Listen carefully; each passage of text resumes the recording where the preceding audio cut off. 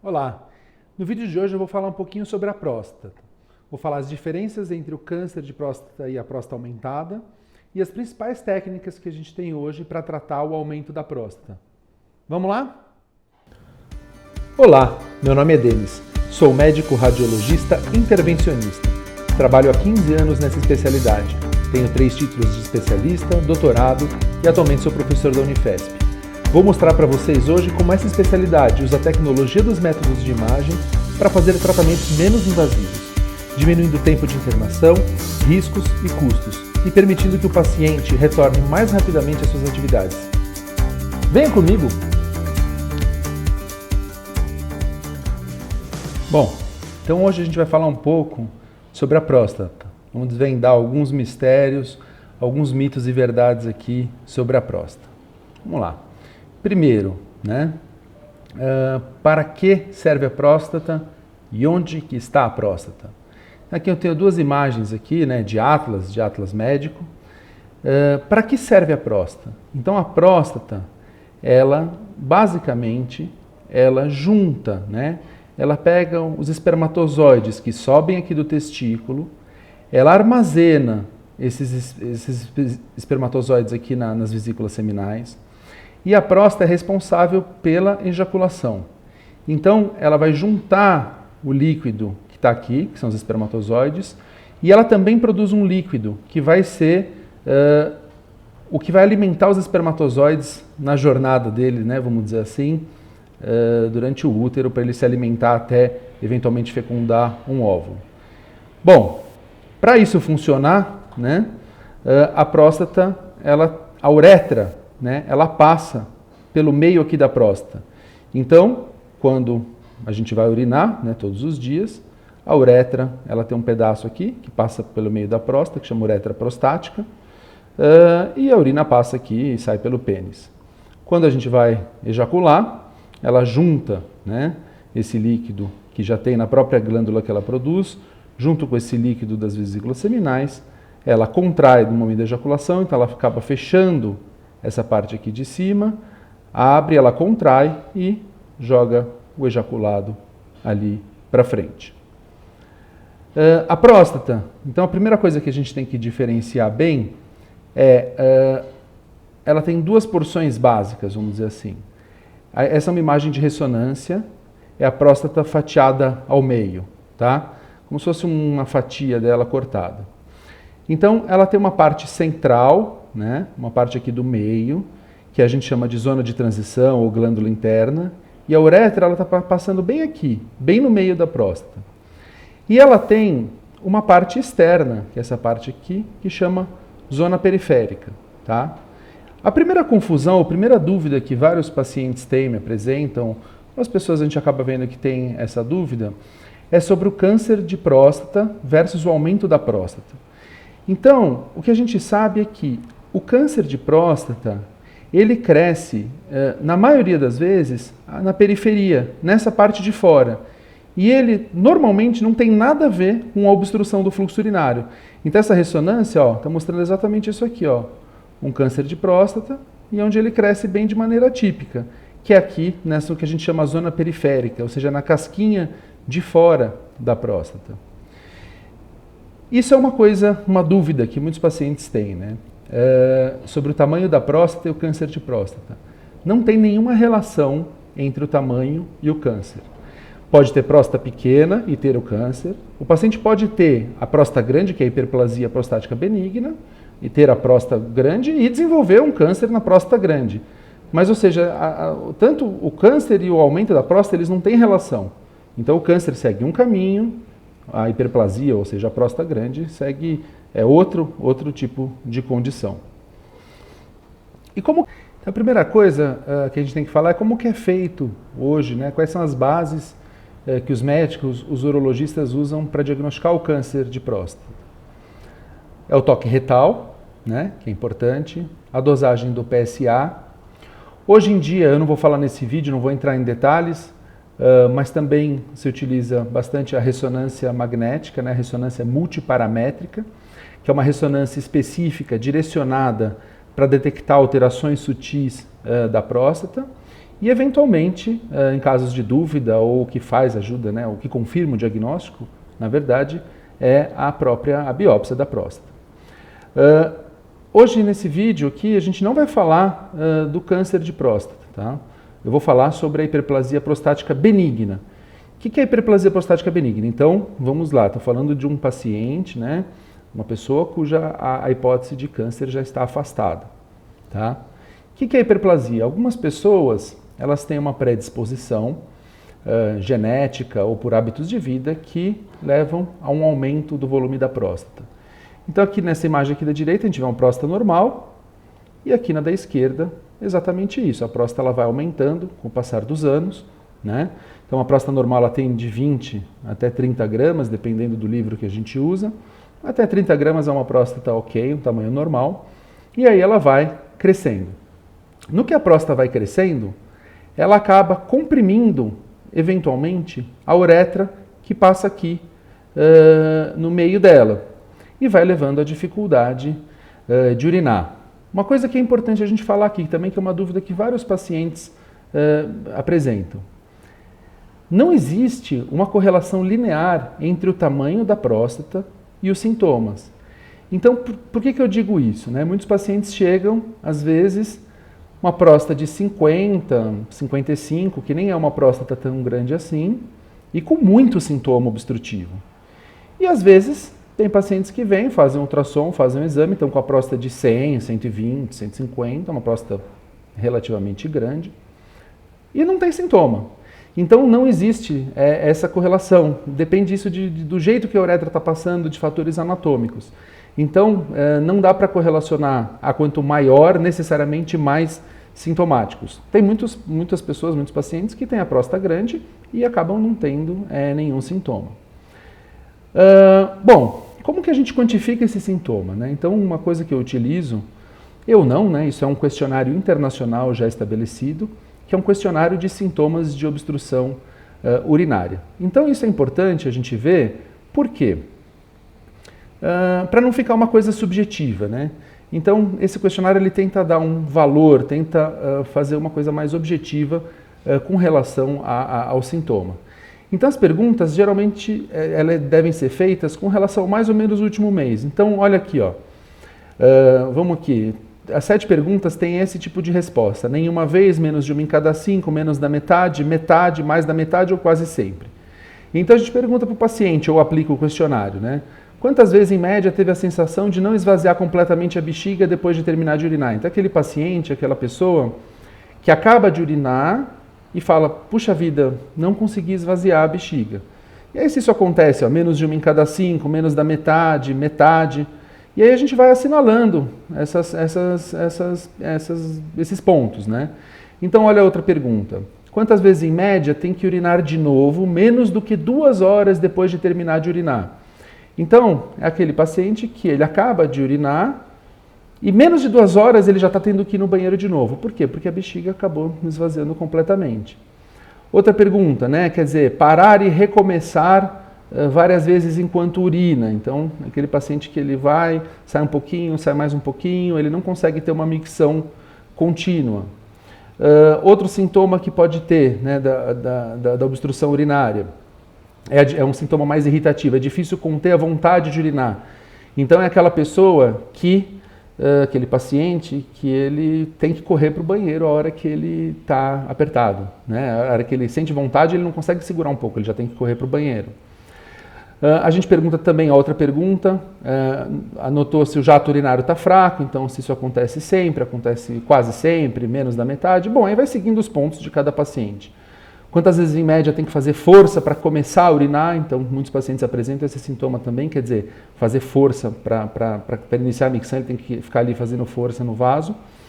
E por fim a clássica, né, que aqui a maioria dos pacientes relatam, que é quantas vezes ele tem que se levantar em cada noite para urinar. Então, basicamente, a gente vai somando esses pontos, né, de cada pergunta, tá? E aí existe uma pergunta que é um pouquinho diferente, né, que a gente acaba usando, que é de qualidade de vida. Então, que a gente faz essa pergunta, se você tivesse que passar o resto da vida urinando dessa maneira, como é que o senhor se sentiria, né? E aí dá aqui, ó, de 0, ótimo, muito bem, mais ou menos, insatisfeito, mal, péssimo. Por quê? Porque isso é uma forma também de quantificar o impacto que essa obstrução está dando na qualidade de vida do paciente. Então, para que serve esse questionário, né? Então serve para não ficar na subjetividade, serve para a gente ter uma mensuração concreta do que está fazendo, de quanto sintoma ele tem. Né? E eu vou mostrar isso mais para frente quando a gente for falar dos resultados dos tratamentos. Então a gente tem aqui, ó, se o paciente, a soma de tudo isso der de 0 a 7, são sintomas leves. 8 a 19, moderado, e mais de 20, ó, 20 a 35, já é bem sintomático e com um grande impacto na qualidade de vida do paciente, da pessoa. Bom, por que a gente tem que tratar a hiperplasia prostática benigna, ou o aumento da próstata, né? Por que tem que tratar?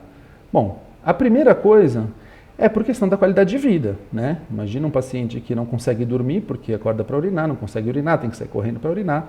Então, a primeira indicação, a primeira justificativa da gente fazer algum tratamento é justamente o impacto na qualidade de vida dessa pessoa.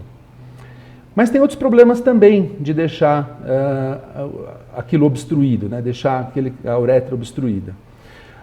Um deles é que a bexiga, ela é um saco de músculo, né? Ela é um músculo, na verdade, e ela vai enchendo, e aí a hora que a gente urina, ela contrai e esvazia, né? E aperta. Então, o que acontece, né? Num primeiro momento, quando a gente tem uma obstrução ali embaixo, obstrução ali na próstata, a bexiga, como ela é um músculo, funciona como se fosse uma musculação. Então, esses músculos aqui, eles vão espessando. E é o que a gente chama de bexiga de esforço. O que é a bexiga de esforço? É uma bexiga fazendo musculação, vamos dizer assim. Isso funciona há algum tempo para compensar aquela força que ela tem que fazer para expelir a urina. Só que no longo prazo, essa bexiga ela pode se danificar. Então pode ter o aparecimento de divertículos, né? Que é como se fosse aqui umas bolhas, vamos dizer um pneu com bolha, que aumenta muito a pressão, e ele vai fazendo bolhas e vão tendo esses pontos de fraqueza e vai fazendo esses divertículos que podem complicar. Uma outra situação mais grave, aqui a gente está vendo, essa imagem é bonita, né? É onde chega, aqui esses dois buraquinhos aqui, né? É onde chega a urina do rim trazendo para a bexiga. Em casos muito extremos, o que acontece? Essa bexiga ela fica com tanta pressão, não conseguindo esvaziar, que essa urina ela começa a refluir e tem uma dificuldade do esvaziamento do rim. E aí vai dilatando esse sistema aqui, que é o ureter, dilatando, e pode levar a um quadro que a gente chama de hidronefrose. Hidronefrose é o quê? É o rim estar dilatado por conta justamente de não ter um esvaziamento aqui embaixo.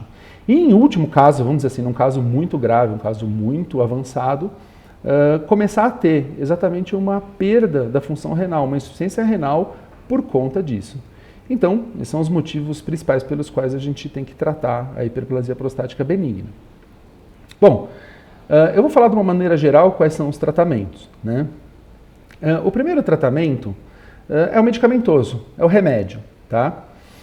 Então a gente tem dois remédios basicamente que podem ser usados, né? Doxazosina e tansulosina. O que eles fazem?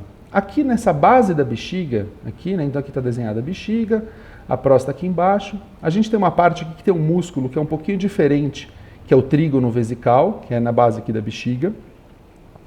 E esses dois remédios, eles ajudam a esse músculo a relaxar, a fazer um relaxamento desse músculo e aliviar aqui, propiciar, né, que a urina passe mais facilmente.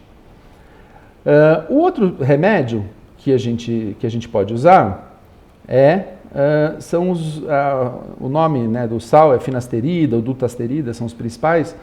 Eles, na verdade, são bloqueadores do efeito da testosterona sobre a próstata. Então, a gente sabe que a próstata ela é estimulada pela testosterona no crescimento. Então, quando a gente usa um bloqueador de testosterona, como esses dois aqui, a gente leva ou uma diminuição da próstata propriamente dita, ou a uma diminuição do ritmo de crescimento, vamos dizer assim. Então, basicamente, o tratamento com remédio, ele é um ou esses dois tipos de mecanismos associados. Tá? O outro tratamento, que é o tratamento cirúrgico, tá? Vejam, é o tratamento feito pelo urologista, tá? Eu não sou urologista, vou explicar de uma maneira simplificada como que isso é feito. Como que é o tratamento cirúrgico, né? Então, de onde que vem esse palavrão que é RTU? Todo mundo fala RTU, raspagem. Na verdade é uma sigla, né? Da ressecção transuretral da próstata, ou RTU, ou popularmente, como o pessoal fala, raspagem, né? Como que funciona isso, né? Então, o urologista vai entrar aqui com um catéter, aqui com uma câmera aqui pela próstata, né, pela uretra, e aí vai raspando, como se fosse uma cureta aqui, vai raspando, por isso que chama raspagem, está correto, né, o jeito que falam, vai raspando esse miolo da próstata, vai tirando esse miolo, e aí com isso alarga, vamos dizer assim, esse canal da próstata, tá? Então basicamente o nosso desenho seria isso, né? Você tem aqui a próstata, tira aqui um pedaço aqui desse miolo da próstata, vamos dizer assim, lá da zona de transição, da glândula interna, que eu falei antes, e aí alivia essa passagem da urina por aqui, tá? Por isso que chama-se ARTU, tá? E eu vou explicar, depois eu vou comentar um pouco sobre os prós, os contras de cada método, tá? E o tratamento que eu vou falar, que é o da minha especialidade, que é o que a gente tem feito, é a embolização das artérias prostáticas. Ou como vocês vão ver nos slides daqui para frente, é EAP, embolização das artérias prostáticas, ou embolização da próstata, tá? Vamos lá. O que é a embolização da próstata, né? É um tratamento que é feito por radiologia intervencionista, feito por um radiologista intervencionista. O que é a radiologia intervencionista? É uma especialidade em que um médico, né, ele vai utilizar métodos radiológicos de imagem, a gente vai usar equipamentos de imagem para fazer procedimentos minimamente invasivos. É uma especialidade que existe uma sociedade, né, que é a SOBRIS, que é a Sociedade Brasileira de Radiologia Intervencionista. Está aqui o site para quem quiser visitar, tem algumas coisas interessantes lá. Inclusive uma sessão lá que o paciente, né, ele pode buscar quem são os profissionais que têm o título de especialista e estão aptos a fazer esse tipo de procedimento. Bom, como que funciona então o tratamento com embolização? Qual que é o princípio, a ideia da embolização? A ideia é a gente não mexer diretamente aqui na glândula interna, não mexer aqui dentro, direto. Então a gente sabe que a próstata tem as artérias, né, que nutrem ela, que levam o sangue aqui para a próstata. Então a gente faz um cateterismo, né, um cateterismo parecido com o cateterismo do coração, cateterismo cardíaco. Passa um catéter, isso aqui é um microcatéter, é um caninho, que ele é oco, ele é bem fininho, eu vou mostrar umas imagens para frente. E aí, com isso, a gente vai entrar aqui nessa artéria e injetar as microesferas ou micropartículas, que são, na verdade, pequenas bolinhas que vão entupir esse fluxo que está vindo aqui para o miolo da próstata. Então, está aqui ó, a imagem da cirurgia real, tá? Então, o que a gente faz? Ó, a gente está injetando o contraste aqui, a gente vê todas as artérias aqui da pelve, e aí qual que é o objetivo, né? Então, a gente identifica aqui, ó, a artéria prostática é essa daqui. Acho que eu vou marcar, tá aqui, é marcado, olha lá. Esse daqui é onde a gente tem que entrar, né? Então, a gente vai avançar esse microcatéter, né? Olhando pelo raio-x, vai avançar até entrar bem aonde a gente quer que fique o catéter, que é na artéria prostática, tá? E aí aqui a gente vê, ó, olha essa imagem aqui, a gente injeta o contraste e vê toda a próstata aqui, né, com o realce dela, ou seja, injeta o contraste, a gente vê que só está indo o sangue para a próstata. Aqui a gente tem esse pretinho aqui, que na verdade é uma sonda que o paciente tinha, e a gente vê todo esse, a glândula mesmo, né, a vascularização, que a gente chama da próstata. E aí, exatamente quando a gente está nesse ponto, ó, essa é a pontinha do microcatéter, tá? Tá parada aqui. E a gente vai injetando essas bolinhas. Vai injetando para o quê? Para tirar o fluxo sanguíneo que está aqui nesse miolo da próstata. Então aqui é só um videozinho aqui animado, ó. Aqui o microcatéter. A gente chega com esse catéter até a artéria aqui da próstata. E aí vai injetando essas bolinhas, essas microesferas. essas microesferas vão lá e elas vão entupindo o fluxo de sangue que está indo. Com isso, o que a gente consegue? A gente consegue que essa próstata que está inchada, está aumentada, ela murche. E no que ela murche, né, diminua de volume, alivia aqui a pressão que ela faz sobre a uretra que está no meio e facilitando a urina. Tá? Aqui, vai lembrar, né, os pacientes perguntam aqui só depois, ó, depois que a gente embolizou, lembra, estava tudo aqui com os vasos vindo para cá, depois que a gente emboliza, a gente tira a vascularização disso daqui. Esse é um aspecto típico da cirurgia, que é o que a gente quer chegar, né, o objetivo do tratamento. Agora vocês devem estar craques, né, eu vou mostrar aqui para vocês. Aqui, a gente sempre faz do outro lado, né?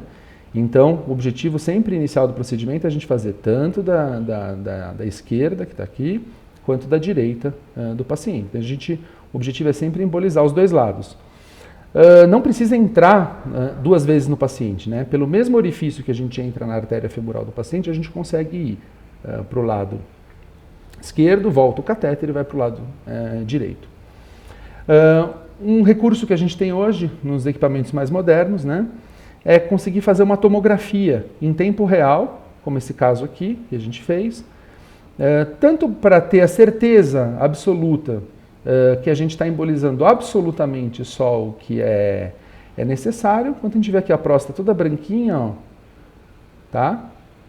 Então é um recurso que dá bastante segurança na hora que a gente vai fazer o procedimento, caso a gente tenha alguma dúvida. Então, a gente consegue fazer hoje, os equipamentos modernos, tem uma tomografia, você consegue fazer uma tomografia durante o procedimento. E aí ter a certeza que está acontecendo. Então aqui só o desenho que eu fiz, espero que vocês gostem, né? A hora que a gente emboliza, essa próstata ela diminui, murcha e acaba liberando aqui a uretra que estava passando no meio. Bom, agora vamos entrar na parte mais polêmica, a parte mais difícil de decidir, né? Todo mundo vai tá assistindo esse vídeo. Esse é um vídeo feito para pacientes, para pessoa, para população. Qual o melhor tratamento? Tá? Já vou responder de cara que não tem um tratamento único que ele vai ser bom para todas as situações. Tá? Vamos entender o porquê. Tá? Então vamos falar um pouquinho sobre o que a gente explicou lá no começo do vídeo, tratamento medicamentoso. Quais são as vantagens, né? Quais são os prós do tratamento medicamentoso, né? Bom, primeiro que ele é o tratamento mais disponível de todos. Quer dizer, o paciente ele tem que ir numa farmácia e comprar o remédio. Então, teoricamente, ele está à mão, ele está disponível para qualquer um que vá lá e compre o remédio. Muito mais fácil do que a cirurgia ou a embolização, que obviamente é menos disponível que um comprimido. Ele tem um custo inicial que ele é mais baixo. Lógico, comprar um remédio, que não são remédios tão caros, comprar um remédio custa menos do que fazer uma cirurgia ou uma embolização. E, logicamente, de todos os tratamentos, o tratamento com remédio é o menos invasivo de todos. Por quê? Porque né, não vai fazer procedimento, é só tomar o remédio. Então, essas são as vantagens do tratamento medicamentoso. Qual é o principal contra, né? Qual é o principal problema tratar com remédio? É que alguns pacientes têm efeitos colaterais significativos. Então, esses dois remédios, né, que eu comentei lá no começo, eles podem dar impotência, podem dar diminuição de libido. Alguns pacientes têm muita tontura, pode ter o nariz escorrendo, coriza, ter tontura quando levanta, ter vertigem, né? Então, alguns pacientes têm efeitos colaterais. São todos os pacientes que têm efeitos colaterais? Não, não são todos os pacientes. São alguns pacientes que não toleram a medicação. A outra questão é que, às vezes, né, o paciente ele começa com o remédio, ele se dá bem com o remédio, não tem nenhum problema, fica uma temporada ali, 2, 3, 4 anos tomando o remédio, a próstata melhora no primeiro momento, mas, às vezes, chega um ponto que o remédio não segura mais, né? Quer dizer, ele volta a ter os sintomas, e começa a sofrer com obstrução da próstata, tamanho da próstata, mesmo tomando o remédio. Tá? Quais são as vantagens da embolização? Né? A principal vantagem da embolização é que ela é feita num regime de hospital-dia, então o paciente ele interna, faz a embolização 4, 6 horas depois ele vai para casa no mesmo dia. Uma outra vantagem da embolização é que ela mexe muito pouco com a ejaculação. Então a gente sabe que a cirurgia, a ressecção transuretral, a RTU, ela altera muito. A maior parte dos pacientes perde a ejaculação, né? O que a gente chama de ejaculação retrógrada ou o gozo seco, né? Então, quando o urologista abre aquele canal ali dentro da próstata, acaba tirando a capacidade do paciente ejacular. Bom, outra vantagem da embolização é o paciente não precisar ficar com sonda. O afastamento do trabalho varia, mas às vezes pacientes que eu faço 2, 3 dias já estão de volta às atividades. E a outra vantagem da embolização é que ela pode ser usada para próstatas de qualquer tamanho. Então, eu vou comentar aqui mais para frente, deixa eu colocar aqui, né, para a gente até comparar. A RTU, a ressecção, ela normalmente ela é segura e não complica tanto para próstatas de até 80 gramas. Alguns urologistas têm confiança e bons resultados com até 100 gramas. Mas, de uma maneira geral, existe um limite para o tamanho da próstata. Tá? Então, qual que é o contra aqui da embolização? Né? A embolização, sem dúvida, ela não vai desobstruir tanto e tão rápido que nem a cirurgia. Então, por exemplo, pacientes que estão muito obstruídos, com a próstata, já com a bexiga muito ruim, o grau de desobstrução que a gente consegue com a embolização, ele não é tão agressivo, não é tão intenso quanto da ressecção. E eu vou mostrar para vocês um artigo depois. Da embolização, a gente já tem resultados de até 4, 5 anos, né? Como é uma técnica um pouco mais nova, o que a gente vê é que a duração da embolização talvez seja, ou provavelmente seja um pouco inferior à cirurgia da raspagem, tá? Qual que é um outro contra aqui, né? Isso é importante a gente frisar. Para a embolização ter o resultado, a gente precisa que os vasos do paciente estejam bons. Então, às vezes, um paciente que tem muita aterosclerose, tem aneurisma, tem diabetes, vasos muito difíceis, pode ser uma dificuldade técnica e, de fato, a gente não conseguir fazer uma embolização adequada. E lembra que eu mostrei lá no começo se a bexiga, né, do paciente, se a bexiga do paciente for muito ruim, vamos dizer, já tiver divertículo, já for uma bexiga que sofreu muito tempo por conta da obstrução, pode ser que a embolização não dê um resultado tão favorável por conta dessa bexiga já muito sofrida, vamos dizer assim. Tá? A cirurgia, né, a ressecção, a vantagem é a desobstrução, que a desobstrução ela é mais intensa, ela é mais significativa do que da embolização e provavelmente a impressão que a gente está tendo já desses anos fazendo, talvez mesmo a ressecção ela tenha uma duração do procedimento um pouco maior. Quais são os contras, né? Qual os problemas da ressecção? É a perda da ejaculação, então é bem significativa a ejaculação retrógrada, o paciente não conseguir mais ter ejaculação normal. Existe algum grau relatado de incontinência urinária, então às vezes essa desobstrução da próstata ela é tão grande, que às vezes leva o paciente a um quadro de incontinência, que pode ser total, pode ser parcial, pode ser transitória, mas existe sim a incontinência depois da ressecção. A hospitalização, né, que é maior do que na embolização, geralmente 2, 3 dias internado, o paciente precisa ficar com sonda. E como eu comentei antes, a limitação aqui do tamanho da próstata, né? Então, não dá para fazer ressecção para próstatas muito grandes. Vamos lá, vou pedir a atenção de todos, né? O objetivo desse vídeo não é um vídeo para médicos, é um vídeo para o público, né? Mas vamos ver algumas diferenças e eu quero mostrar trabalho científico, né? Não só a minha opinião ou uma coisa que eu estou falando aqui no vídeo, mas sim dar um substrato da coisa científica que está por trás disso, né? Então, olha aqui, ó. Esse é um trabalho bem bacana, né? Então, vamos decifrar ele juntos aqui. Comparação da embolização de artéria prostática versus a RTU, tá? Que é aqui a ressecção transuretral. para hiperplasia benigna. É um estudo randomizado, trial de não inferioridade.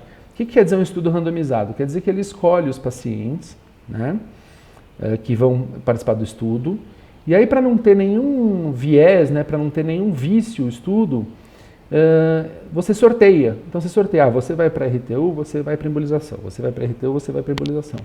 Para que de uma maneira geral não tenha nenhuma coisa, nenhum fator de confusão, né? Quer dizer, eu fui lá e um paciente era pior do que o outro. Então vamos lá, olha aqui os resultados, tá? Vou tentar explicar aqui, a gente vai entender bem. Quando a gente pega o IPSS, tá? O IPSS. O que é o IPSS? É aquele questionário. Então, aqui está dos dois grupos no pré-operatório. Quando a gente vê ele com 12 semanas, tá? Não tem diferença. Ou seja, tanto o grupo que fez a embolização quanto o grupo que fez a RTU melhoraram naquele questionário de maneira igual, tá? Esse P 0,31 quer dizer que, do ponto de vista estatístico, não tem nenhuma diferença. Ou seja, tanto a RTU quanto a embolização resolveram os sintomas dos pacientes de uma maneira semelhante. Esse é um questionário de função sexual, tá? O que a gente viu também? Que não teve diferença entre os grupos, ou seja, nenhum dos dois prejudicou a função sexual mais ou menos do que o outro. E quando fez o questionário de qualidade de vida, né, que esse aqui, ó, lembra aquela perguntinha lá, que era aquela última pergunta, se o paciente, como ele se sentiria se tivesse que ficar o resto da vida daquele jeito? Então também, ó, os dois grupos melhoraram de maneira semelhante. E é o que eu tinha falado antes, né? Quando a gente usa os parâmetros de velocidade de fluxo, né, pressão da bexiga e tudo mais, a cirurgia realmente, de fato, ela é mais desobstrutiva, ela desobstrui mais rápido e ela desobstrui o volume de uma maneira maior do que da embolização. Mas aí vem a questão, né, o problema os problemas da cirurgia, né? Então, aqui em azul é embolização, em branco é RTU, né? Então quando a gente pega, olha, um pouquinho de sangramento na urina, bem maior na ressecção, retenção urinária maior, infecção urinária maior na cirurgia, incontinência urinária, olha aqui, ó, aconteceu em 3 pacientes da RTU e nenhum paciente da embolização, né? E aí quando a gente pega aqui, ó, eventos adversos totais, tá? Então, somando todas as complicações, sejam elas leves, desconfortos, sejam elas graves, foi 70 eventos nos pacientes que fizeram RTU e metade nos pacientes que fizeram embolização. Então, o que acontece, né? Voltando aqui, a cirurgia, de fato, ela é mais agressiva e ela é mais invasiva do que... Tem mais efeitos colaterais ou mais eventos adversos, vamos dizer assim, do que a embolização. Uma outra coisa que... Deixa eu passar isso daqui antes. Vou voltar aqui. Muito fala assim, não, mas a embolização ela é um tratamento experimental. A embolização ela não é um tratamento experimental, tá? Ela já está totalmente regulada pelo CFM, né? Então esse site aqui é o Conselho Federal de Medicina, tem aqui o endereço se alguém quiser entrar. Essas são as instituições aprovadas para embolização prostática no Brasil. E eu tenho orgulho de dizer que o CERTA foi a 3ª instituição de São Paulo a ser aprovada. Então aqui estão todas as instituições já aprovadas pelo Conselho Federal de Medicina para fazer embolização. E, felizmente, aqui estou eu. É um orgulho que eu falo também aqui para vocês, né? Então, em resumo, né, o tratamento com embolização, ele é um tratamento menos invasivo, tem menos complicações e menor tempo de hospitalização. Ele vai ter bem significativo, menos alterações na ejaculação do paciente, não tem associação com incontinência urinária, que pode ter com a RTU. A embolização ela pode ser feita em próstatas de todos os tamanhos, próstatas pequenas, grandes, médias ou grandes, né? Ela reduz mais ou menos uns 40% a 50% do volume da próstata. Então, vamos dizer, um paciente com uma próstata de 120, vai para uns 70, 75, 65. Uma outra vantagem é que ela pode ser repetida, né? Então, por exemplo, um paciente que fez a embolização, e eu já fiz alguns casos, 4 casos.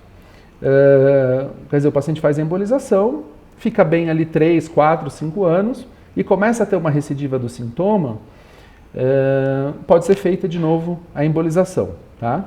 E frisar que isso não é um estudo, experimental, tá?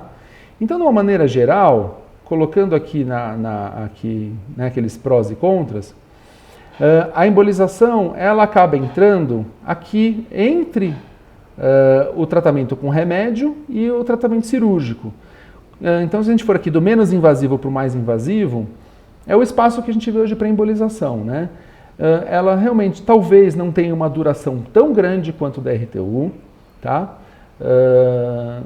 Talvez ela não desobstrui tanto que nem a RTU desobstrui, mas ela desobstrui, que nem eu mostrei lá naquele trabalho, ela vai desobstruir o suficiente para ele melhorar do sintoma igual quem fez a cirurgia, que é aquele questionário. Então, quando a gente pega o questionário com aqueles sintomas lá do começo, aplica em quem fez a embolização, aplica em quem fez a cirurgia, eles têm melhoras iguais. Então, no fim, se o objetivo total do tratamento é melhorar o sintoma, a gente consegue, com a embolização, melhorar semelhante à cirurgia, sem os problemas e as possíveis complicações que a cirurgia dá. Uma coisa que eu esqueci de falar, né? Que é importante.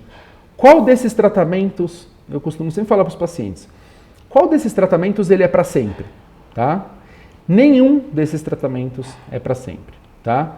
O remédio pode durar alguns anos, pode fazer efeito alguns anos, em algum momento o paciente acaba não ficando bem mesmo usando o remédio.